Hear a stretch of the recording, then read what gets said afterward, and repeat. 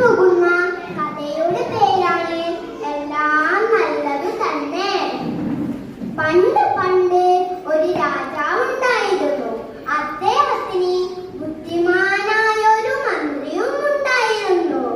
അദ്ദേഹത്തിന് നായാട്ട് വളരെ ഇഷ്ടമായ ഒരു വിനോദമായിരുന്നു.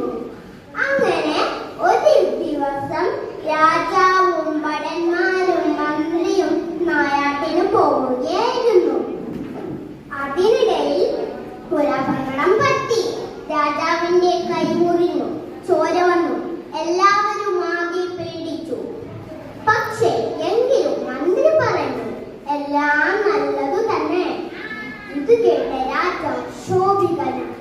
ആരിവിടെ?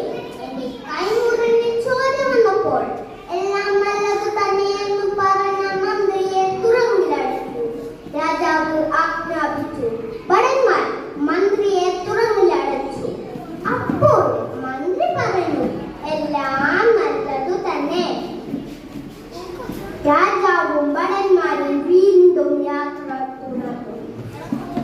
അതിനിടയിൽ പെട്ടെന്ന് രാജാവിന്റെ മുന്നിൽ ഒരു സിംഹം. രാജാവും ഭടന്മാരും ആകെ പേടിച്ചു.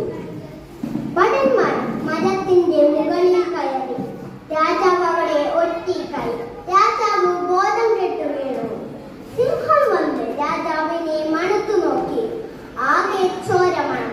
ചോരമണമുള്ള ഇറച്ചി സിംഹത്തിന് ഇഷ്ടമല്ല എന്നും സിംഹം തിരിച്ചു കാട്ടിലേക്ക് പോയി. രാജാവിന് ബോധം വന്നതിന് ശേഷം രാജാവ് ചിന്തിച്ചു പറഞ്ഞു, അല്ല, എന്റെ കൈമുറിഞ്ഞ് ചോര കൊണ്ടല്ലേ ആ സിംഹം എന്നെ ഭക്ഷിക്കായിരുന്നത്. അപ്പോൾ ചോര വന്ന